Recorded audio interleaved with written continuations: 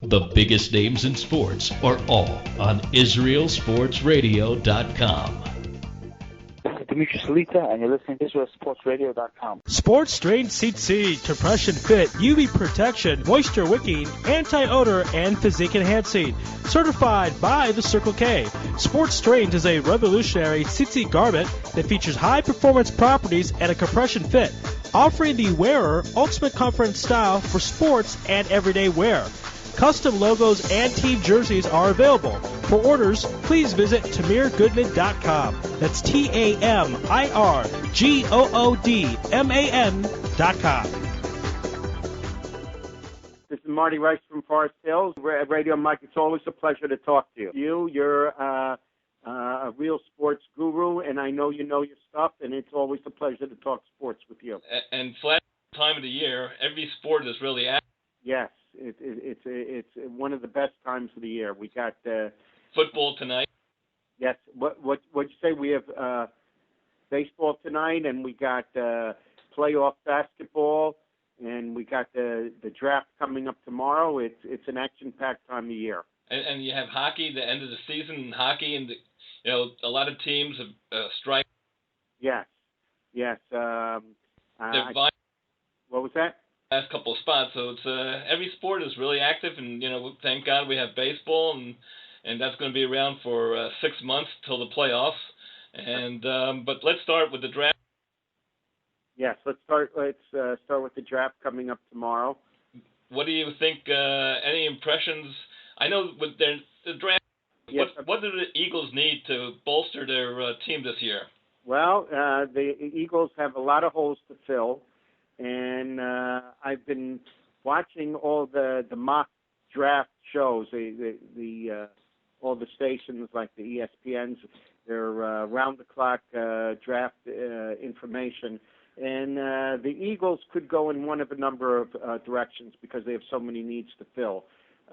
They have needs along the offensive line, and there's a lot of talent available on the offensive line.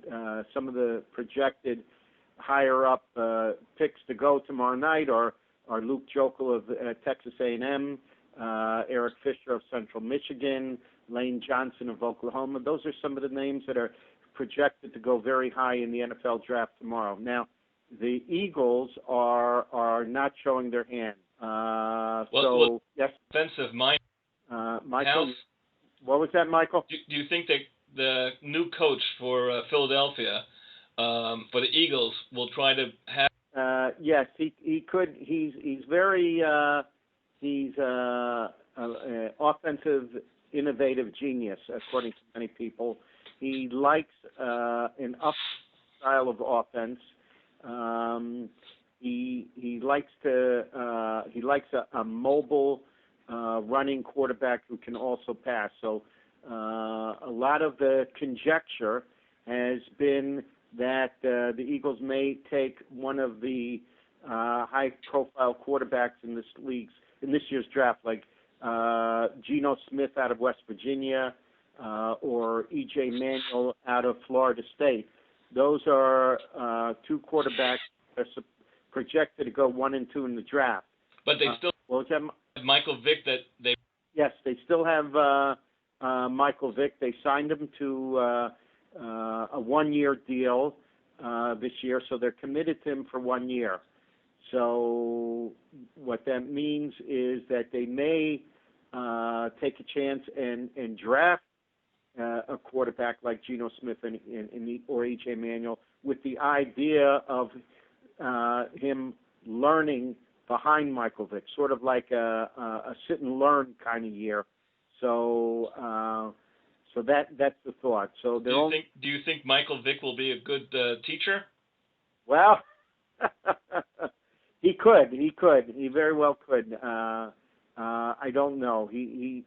Michael Vick plays a style that Chip Kelly likes, the big running mobile quarterback. So whether he can be a good teacher or not, time will tell. The other guy on the Eagles squad who I like a lot is Nick Foles. He was a number 2 quarterback last year, but he's not really a mobile quarterback. He's sort of a drop back stay in the pocket kind of passer.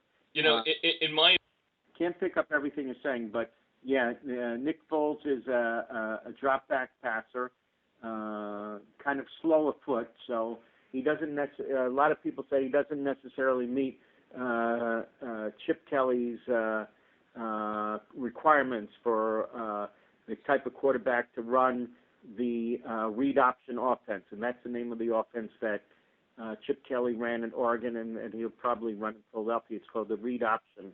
It's like a read and react kind of offense. Another is the New York Jets.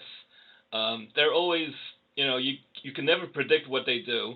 They just got rid of a Hall of Fame safety cornerback in Revis, getting draft player for potential. What do you think of that deal?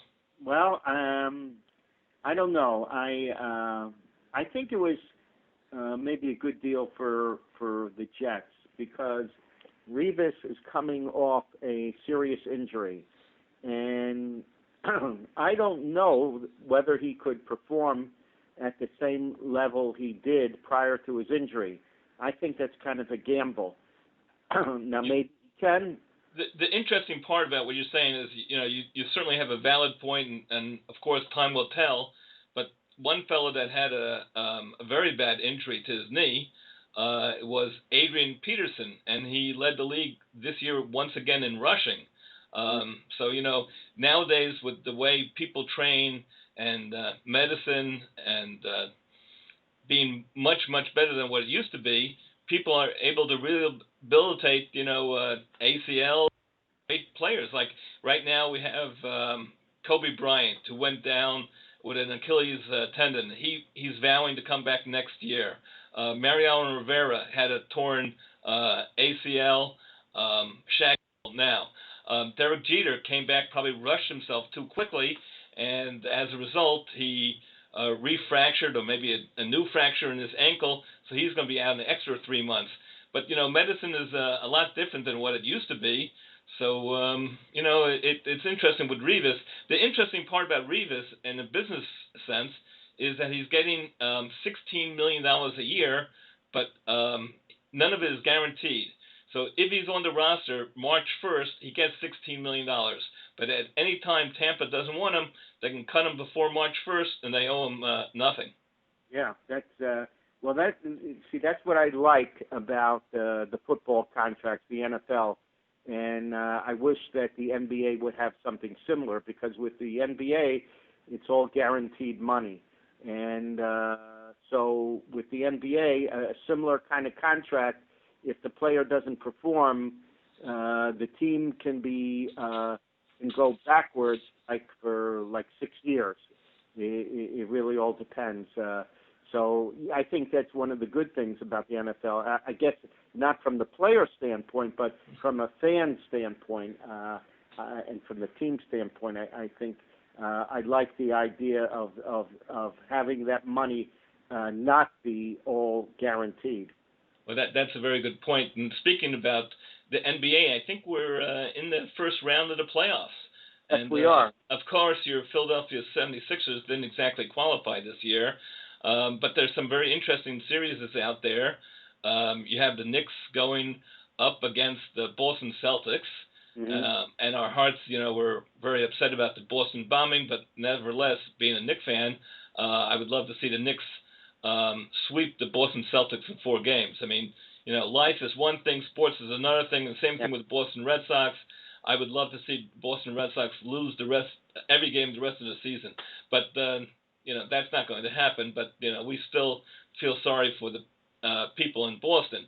What do you think of this series between the Knicks and the Boston Celtics? The Knicks are up 2-0. Do you think the Celtics still have a chance?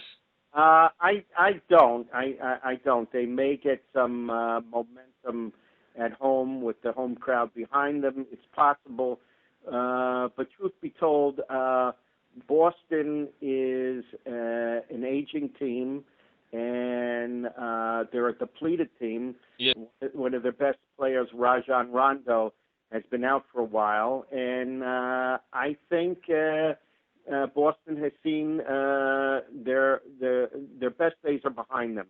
So maybe they can win a game or two against the Knickerbockers, but I don't believe it. Now, Carmelo Anthony for the Knickerbockers, he's just playing out of his mind. I think last night he had some over 30 points again, and some of these other guys who you would think are past their prime are stepping up. Guys like Kenyon Martin, a late season acquisition for Jason Kidd. Jason Kidd is 40 years old.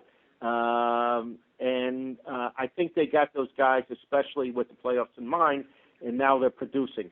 Whether they can be successful beyond the first round, I don't know. Next round, they're probably going to play Indiana. I mean, first they have to beat Boston. You know, you never want to look past any opponent. Yeah. Past Boston, and you know, then you have Indiana going against Atlanta. So probably Indiana will win that series. So that's also a big series for the Knicks. It's not an easy series. Indiana's certainly a good team. Yes, they're a very good team, and I think that would be a very good matchup, an intriguing matchup. I think that series could go either way. I think Indiana has proven to be a very tough team. They have a good young head coach. They got some really nice players, and I don't think it would be a walk in the park for the Knicks.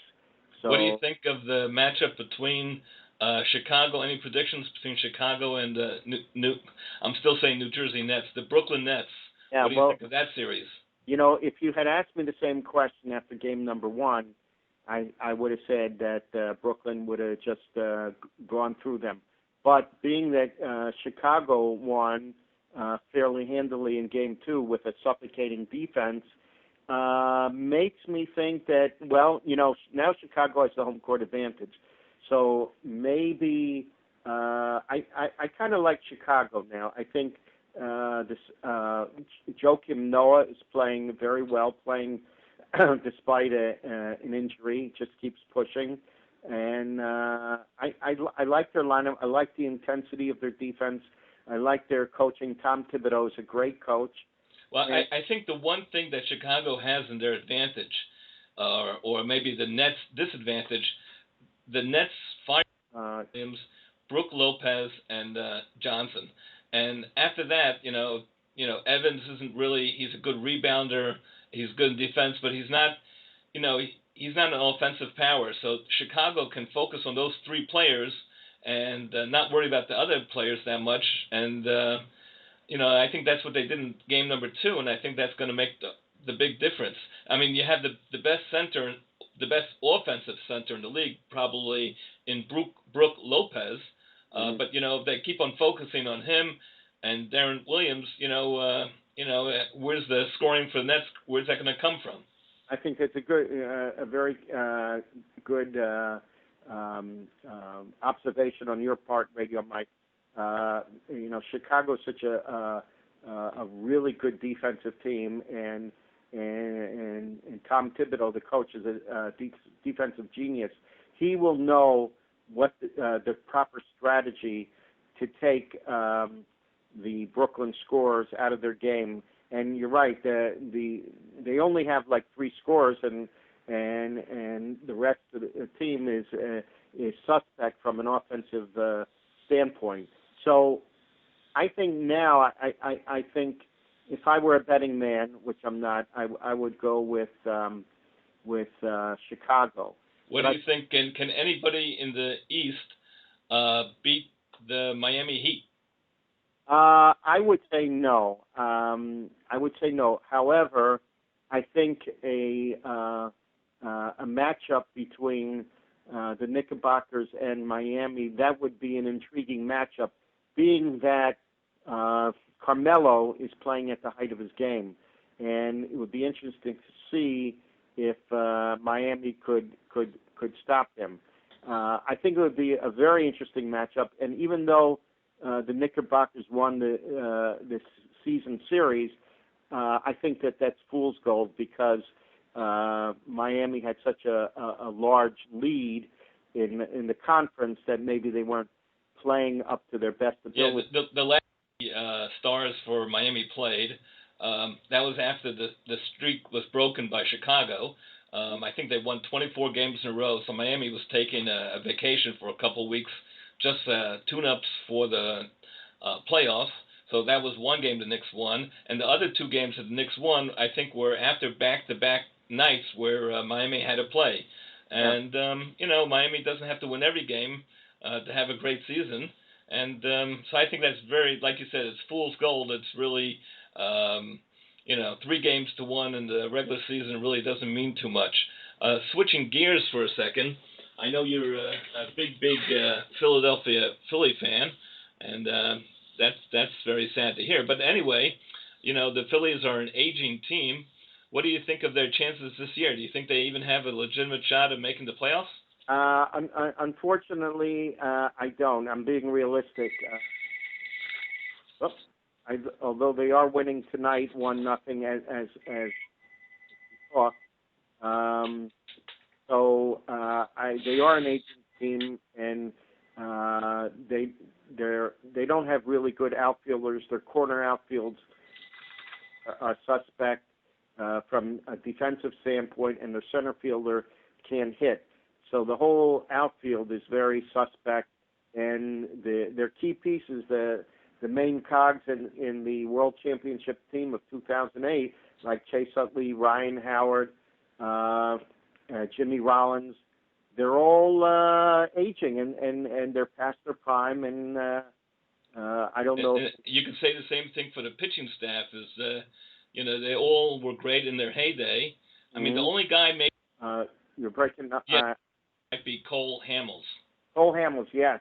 He pitched last night, and he pitched a wonderful game last night, but the Phillies were shut out. This is a typical scenario that we saw last year when Cliff Lee pitched.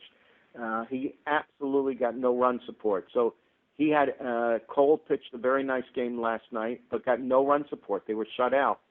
So even if you have great pitching, if you don't score, you're not going to win. Now, interesting enough, Roy Halladay is pitching tonight, and he's been up and down. I think the first 2 games of the season, he was just simply dreadful. But I think he's righted the ship a little bit, so he's been pitching better of late. Yes, he has, and he was at the time of our call tonight, he was ahead 1-0. So, but the game is early, so you don't know. I hope that he's righted the ship, as he said. He had a terrible spring. He had a terrible first couple of outings. Now, he did have some kind of a virus or flu bug that caused him to lose weight. Now, whether that was just an excuse or info that the team put out to like as an excuse, I don't know. But it'll be interesting to see, because they really, if they expect to go to the playoffs, they really need Hamels, Lee, and Halladay. Yeah, to really pitch well. Right. It's interesting that, it's very early in the season, and Philadelphia is already 6 games behind Atlanta in the Eastern Division of the National League. Do you notice any surprises so far in baseball, National League or American League? I'm glad you mentioned that, Radio Mike. I see a few surprises. Colorado being in first place in the West, I thought is a big surprise. Kansas City in the American League Central, to me, is a big surprise. They have a nice young team. And how about Boston in the American League East? Yeah, that's a big surprise. I mean, everyone pegged Boston to be in last place and the Yankees second to last. And if you look at the standings, Boston's in first and the Yankees are in second. Yeah. So everything's in reverse. I mean, it's a very, we have a long way to go in the season here. But one team that, everyone thought would be such a great team, is Toronto, and they're in last place in the East. You have to win these games. I mean, we know that Reyes is injured, but he's really never won anything with the Mets, or he didn't really help the situation for the Marlins last year. And, their pitching staff, 2 good seasons with the Mets, everyone, right away they said that Toronto's going to win it all, or they're going to certainly win the division, and they still might make some noise before the end of the season, but it's a long ways to go. But right now, what was the last thing you said? yeah, time will tell, and it's not. Yeah, it's only April. You don't win the pen in April, although it does help if you you're out to dig lead. And what about Atlanta? Are you surprised with how well Atlanta's doing? Yeah, I think Washington might be a little bit better, but than they are. Washington's below 500. The Mets are right at 500. But Atlanta's done very well. They're, I believe, 15-6 in first place. But every game that you win in April is one less game you have to win in September. So that could make a big difference later on. Yeah, and speaking about the Mets, they have their nice young pitcher going tonight, Matt Harvey. He's been just out of this world. Yes, what is it? What's his record? Is he 4-0 or something? Yeah, no, he's 5-0. So well, yeah. He's really pitched very well. Not really surprising. He's not in the leagues already, so he doesn't qualify as a rookie, which would be too bad. But if he pitches well, he might get the starting assignment in Citi Field for the All-Star game. That would be a real thrill for New York Met fans who haven't had too much to cheer about in the last number of years. Yeah, But I just have one question, for Marty Rice from Forest Hills. Thank you so much for being on. But any relationship to Jerry Rice, the wide receiver from San Francisco 49ers? No relationship, Radio Mike. I get that question asked all the time. But do you look alike? No, actually, my name is spelled Reiss, and Jerry spells his name like the vegetable Rice. But I can understand you asking that question. People ask me that all the time, but no, the answer is no. Although I can't say that I run as fast as him or catch the ball as good as him, but Marty, really thank you so much for being on, and have a very good night. Thank you, Radio Mike. It's always a pleasure to talk to you.